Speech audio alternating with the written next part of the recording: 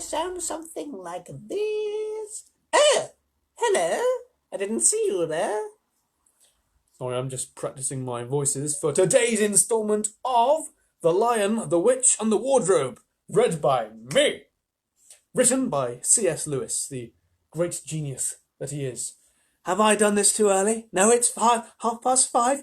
I've been waiting eagerly here for 24 hours. No, I'm kidding. Right. So, where have we got to in this bedtime story? Let's find out. Lucy and Edmund have just met each other in Narnia. Edmund's just met the White Witch. Evil! Boo! And Lucy's just been having tea with Mr. Tumnus. So, here we are then. We're going to carry on. They've just decided to go back home. Back to the real world. Come on then, said Lucy. Let's find the others. What a lot of adventures we shall have now that we're all in it together. That reminds me of a song. We're all in this together. I didn't do that. The Lion, the Witch, and the Wardrobe. Hello, Peter. Hello, Charlie. Chapter 5. Back on this side of the door. Because the game of hide-and-seek was still going on, it took Edmund and Lucy some time to find the others. But when at last they were all together, which happened in the long room where the suit of armour was, Lucy burst out, Peter! Susan! It's all true! Edmund has seen it too! There is a country you can get you through the wardrobe. Edmund and I both got in. We met one another in there, in the wood. Go on, Edmund! Tell them all about it! What's all this about, Ed? Said Peter. And now we come to one of the nastiest things in this story. Up to that moment, Edmund had been feeling sick, sulky, and annoyed with Lucy for being right. But he hadn't made up his mind what to do. When Peter suddenly asked him the question, he decided all at once to do the meanest and most spiteful thing he could think of. He decided to let Lucy down. Tell us, Ed, said Susan. And Edmund gave a very superior look, as if he were far older than Lucy, though there was actually only a year's difference. And then a little snigger and said, Oh yes, Lucy and I have been playing, pretending. Yeah, that all her story and that there's a country in the wardrobe, and it's all true just for fun. Of course. There's nothing there really. Poor Lucy gave Edmund one look and rushed out of the room. I imagine the look was something like... She's gone. Edmund, who was becoming the nastiest person every minute, he thought he'd just scored a great success, and went on at once to say, There she goes again. What's the matter with her? That's the worst bit about young kids, you know. They've always... Look here, said Peter, turning on him savagely. Shut up! You've been perfectly beastly to Lou ever since she started this nonsense about the wardrobe, and now you go playing games with her about it and setting her off again. I believe you did it simply out of spite. But it's all nonsense, said Edmund, who was very taken aback. Of course it's all nonsense, said Peter. That's just the point. Lou was perfectly all right when we left home, but since we've been down here, she seems to be either going queer in the head or else turning into the most frightful liar. But whichever it is, what good do you think you'll do by jeering and nagging at her one day and encouraging her the next? I thought, said Edmund, but he couldn't think of anything to say. You didn't think anything at all, said Peter. It's just spite. You've always been like that, beastly to anyone smaller than yourself. We've seen that at school before now. Do stop it, said Susan. It won't make things any better having a row between you two. Let's go and find Lucy. It was not surprising that when they found Lucy, a good deal later, everyone could see that she'd been crying. Nothing they could do or say made any difference. She stuck to her story and said, I don't care what you think, and I don't care what you say. You can tell the professor, or you can write to Mother, or you can do anything you like. I know I've met a fawn in there, and I wish I'd stayed there. And you're all beasts. Beasts! It was an unpleasant evening. Lucy was miserable, and Edmund was beginning to feel that his plan wasn't working as well as he had expected. The two older ones were really beginning to think that Lucy was out of her mind. They stood in the passage, talking about it in whispers, long after she had gone to bed. The result was, the next morning, they decided that they really would go and tell the whole thing to the professor. He'd write to father if he thinks there's really something wrong with Lou, said Peter. It's getting beyond us. So they went and knocked at the study door, and the professor said, "Come in!" and got up, and found chairs for them, and said he was quite at their disposal. Then he sat, listening to them with the tips of his fingers pressed together, and never interrupting, till they had finished the whole story. After that, he said nothing for quite a long time. Then he cleared his throat, and said the last thing either of them expected. "How do you know," he asked, "that your sister's story is not true?" And here is a picture of said professor. Here he is. Wonderful beard. Marvellous. I'm trying to grow a beard. Why not? We're all in quarantine, aren't we? Anyway, back to the story. But, began Susan, and then stopped. Anyone can see from the old man's face that he was perfectly serious. Then Susan pulled herself together and said, "But Edmund said that they'd only been pretending." "That is a point," said the professor, "which certainly deserves consideration. Very careful consideration. For instance, if you will excuse me for asking the question, does your experience lead you to regard your brother or your sister as the more reliable? I mean, which is the more truthful?" "Well, that's just the funny thing, sir," said Peter. "Up till now, I'd have said Lucy every time." "And what do you think, my dear?" said the professor, turning to Susan.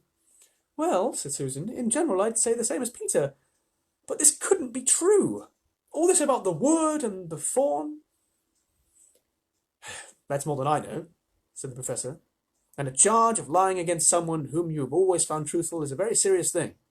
Very serious thing, indeed." "We were afraid it mightn't even be lying," said Susan. "We thought there might be something wrong with Lucy." "Madness, you mean," said the professor quite coolly. "Oh, you can make your minds easy about that. One is only to look at her and talk to her to see that she is not mad." "But then," said Susan, and stopped. She had never dreamed that a grown-up would talk like the professor and didn't know what to think. "Logic," said the professor, more to half to himself. "Why don't they teach logic at these schools? There are only 3 possibilities. Either your sister is telling lies, or she is mad, or she is telling the truth. You know, she doesn't tell lies. You know that. And it's obvious that she is not mad. For the moment, then, and unless any further evidence turns up, we must assume that she is telling the truth." Susan looked at him very hard, and was quite sure from the expression on his face that he was not making fun of them. "But how could it be true, sir?" said Peter. Why do you say that?" asked the professor. "Well, for one thing," said Peter, "if it was real, why doesn't everyone find this country every time they go into the wardrobe? I mean, there was nothing there when we looked. Even Lucy didn't pretend there was." "What's that got to do with it?" said the professor. "Well, sir, if things are real, they're there all the time." "Are they?" said the professor, and Peter didn't know quite what to say. But there was no time," said Susan. "Lucy has had no time to have gone anywhere. Even if there was such a place, she came running after us the very moment we were out of the room. It was less than a minute, and she pretended to have been away for hours." "That is the very thing that makes her story so likely to be true," said the professor. "If there really is a door in this house that leads to some other world, then I should warn you that this is a very strange house, and even I know very little about it. If, as I say, she's gone into another world, I should not be surprised at all to find that the other world had a separate time of its own, so that however long you stayed there, it would never take up any of our time. On the other hand, I don't think many girls of her age would invent that idea for themselves. If she'd been pretending, she would have hidden for a reasonable time before coming out and telling her story." "But do you really mean, sir," said Peter, "that there could be other worlds? all over the place? Just round the corner, like that? Nothing is more probable, said the professor, taking off his spectacles and beginning to polish them, while he muttered to himself, I wonder what they do teach them at these schools. But what are we to do? Said Susan. She felt that the conversation was beginning to get off the point. My dear young lady, said the professor, suddenly looking up, with a very sharp expression at both of them. There is only one plan, which no one has yet suggested, and which is well worth trying. What's that? Said Susan. We might all try minding our own business. And that was the end of the conversation. After this, things were a good deal better for Lucy.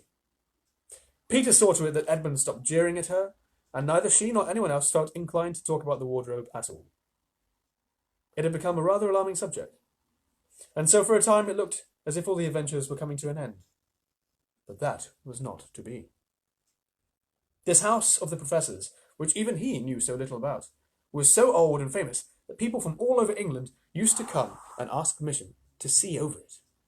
It was the sort of house that is mentioned in guidebooks and even in histories, and well might it be, for all manners of stories were told about it, some of them even stranger than the one I am telling you now.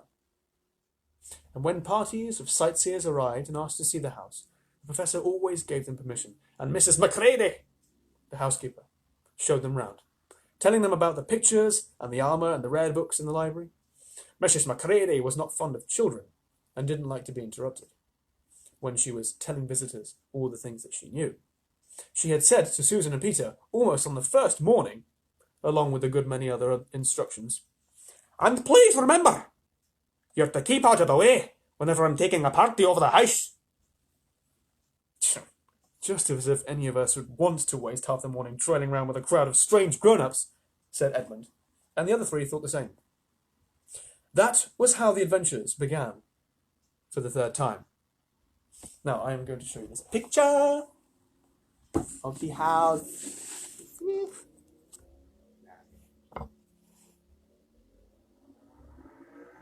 Here we are.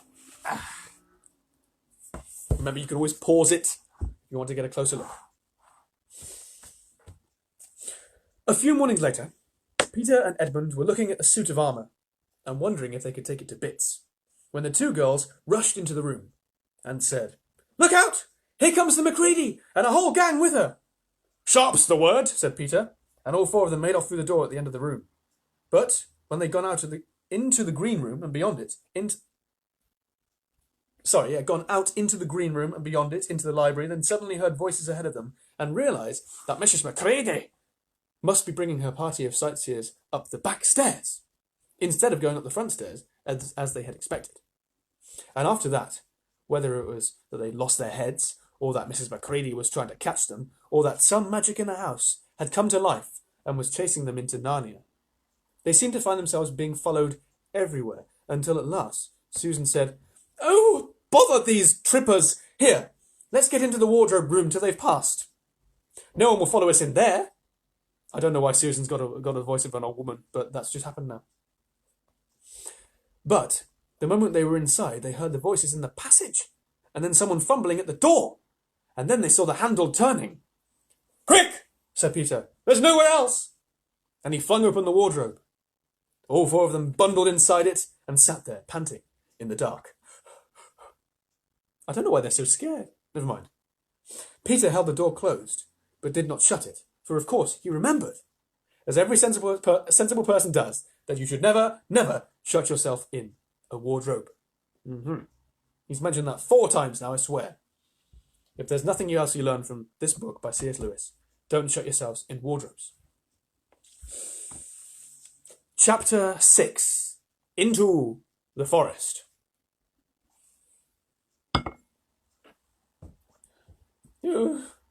I wish the Macready would hurry up and take all these people away, said Susan presently. I'm getting horribly cramped. Yeah, and what a filthy smell of camphor, said Edmund. For you guys who don't know, camphor is a kind of perfumey, waxy substance that's very strong smelling.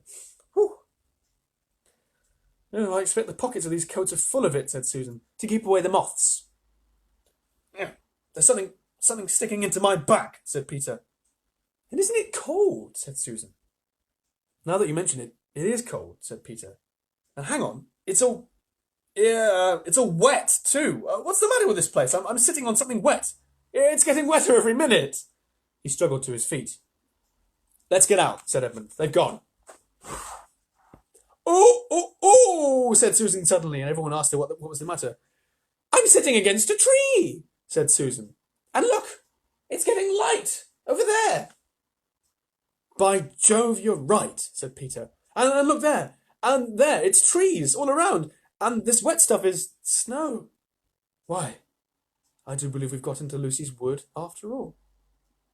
And now there was no mistaking it, and all four children stood blinking in the daylight of a winter day. Behind them were coats hanging on pegs. In front of them were snow-covered trees. Peter turned at once to Lucy. I apologise for not believing you, he said. I'm sorry. Will you shake on it? Shake hands. Of course, said Lucy, and they did. And now, said Susan, what do we do next? Do, said Peter. Why, we're going to explore. Explore the wood, of course. Ugh, said Susan, stamping her feet. It's pretty cold. What about putting on some of these coats? They're not ours, said Peter doubtfully. I'm sure nobody would mind, said Susan. I mean, it isn't as if we wanted to take them out of the house. We shan't even take them out of the wardrobe. I never thought of that, Sue, said Peter. Of course. Now you put it that way, I see. No one could say you had a Baghdad coat as long as you leave it in the wardrobe where you found it. And I suppose the whole country is inside the wardrobe. They immediately carried out Susan's very sensible plan. The coats were rather too big for them, so they came down to their heels and looked more like royal robes than coats when they put them on. But they all felt a good deal warmer, and each thought the other looked better in their new get-up and more suitable to the landscape. We can pretend we're Arctic explorers, said Lucy. This is going to be exciting enough without the pretending, said Peter, and he began leading the way forward into the forest. There were heavy, darkish clouds overhead, and it looked as if there might be some more snow before night. I say, said Edmund presently, oughtn't we be to bear a little bit more to the left? That is, if we are aiming for the lamppost.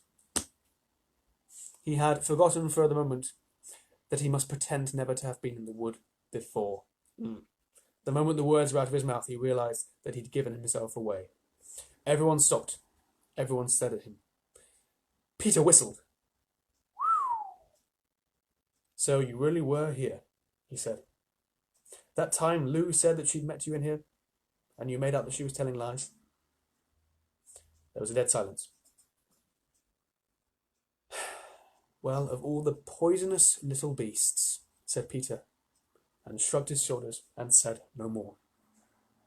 There seemed indeed no more to say, and presently the four of them resumed their journey. But Edmund was saying to himself, I'll pay you all out for this, you pack of self-satisfied, self-stuck-up prigs. A prig is someone who's very conceited and, I think I'm better than you. That's what Edmund thinks. Where are we going anyway, said Susan, chiefly for the sake of changing the subject. I think Lou ought to be the leader, said Peter. Goodness knows she deserves it. Where will you take us, Lou? What about going to see Mr. Tumnus? Said Lucy. He's the nice fawn I told you about. Everyone agreed to this, and off they went, walking briskly and stamping their feet. Lucy proved a good leader. At first she wondered whether she'd be able to find the way, but she recognised an odd-looking tree in one place and a stump in another, and brought them on to where the ground became uneven and into the little valley, and at last to the very door of Mr. Tumnus's cave. But there a terrible surprise awaited them. The door had been wrenched off its hinges and broken to bits. Inside, the cave was dark and cold and had the damp feel and smell of a place that had not been lived in for several days. Snow had drifted in from the doorway and was heaped on the floor, mixed with something black, which turned out to be the charred sticks and ashes from the fire. Someone had apparently flung it out of the room and then stamped it out. The crockery lay smashed on the floor, and the picture of the fawn's father had been slashed into shreds with a knife. This is one pretty good washout, said Edmund. Not much good coming here. What is this? Said Peter, stooping down. He then noticed a piece of paper which had been nailed through the carpet to the floor Is there anything written on it? Said Susan. Yes, I think there is, answered Peter, but I can't read it in this light. Let's get out into the open air. They went out into the daylight and crowded round Peter as he read out the following words. The former occupants of this premises, the Fawn Tumnus, is under arrest and awaiting his trial on charge of high treason against Her Imperial Majesty Jadis, Queen of Narnia, Chatelaine of Cair Paravel, Empress of the Lone Islands, etc., etc. Also, of comforting Her Majesty's enemies, harbouring spies, and fraternising with humans. Signed, Morgrim, Captain of the Secret Police. Long live the Queen! Chatelaine, by the way, means Lady of the House. So, Lady of House Cair Paravel. The children stared at each other. Oh, I don't know if I'm going to like this place after all, said Susan.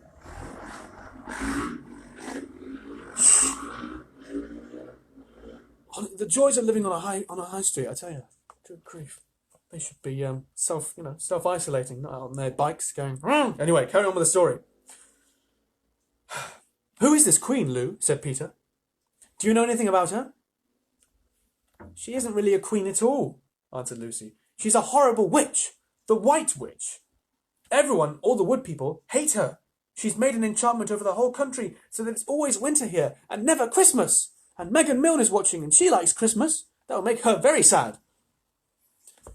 I wonder if there's any point going on, said Susan. I mean, it doesn't seem particularly safe here and it looks as if it won't be much fun either. And it's getting cold every minute. And we bought nothing to eat. What about just going home? Huh? Oh, but we can't, said Lucy suddenly. Don't you see? We can't just go home, not after this. It's on my account that the poor fawn has got into this trouble. He hid me from the witch and showed me the way back. That's what it means by comforting the Queen's enemies and fraternising with humans. We simply must try to rescue him. A lot we could do, said Edmund, when we haven't even got anything to eat. Shut up, you! Ha ha! Said Peter, who was still very angry with Edmund. What do you think, Susan? I've got a horrid feeling that Lou is right, said Susan. I don't want to go a step further, and I wish we'd never come, but I think we must try to do something for Mr. whatever his name is. I mean, the fawn. That's what I feel too, said Peter. I'm worried about having no food with us. I'd vote for going back and getting something from the larder, only there doesn't seem to be any certainty of getting into this country again when once you've got out of it. I think we'll have to go on. So do I, said both the girls. If only we knew where the poor chap was imprisoned, said Peter. They were all still wondering what to do next, when Lucy said, Look! There's a robin! Ooh! With such a red breast! I lost my place then. It's the first bird I've seen here. I say, I wonder, can birds talk in Narnia? It almost looks as if it wanted to say something to us. Then she turned to the robin and said, Please, can you tell us where Mr. Tumnus the Fawn has been taken to? As she said this, she took a step towards the bird. It at once flew away, but only as far as to the next tree. There it perched and looked at them very hard, as if it understood all that she had been saying. Almost without noticing that they had done so, the four children went a step or two near it. I'm just going to show you a little picture of Mr. Tumnus's house, all trashed.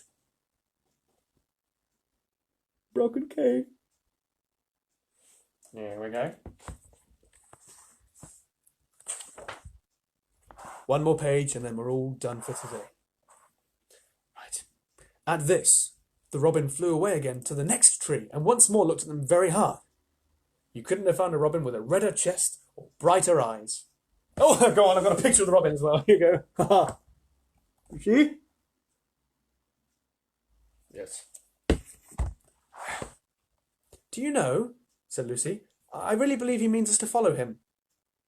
I've an idea he does, said Susan. What do you think, Peter? Well, we might all try it, I suppose, answered Peter.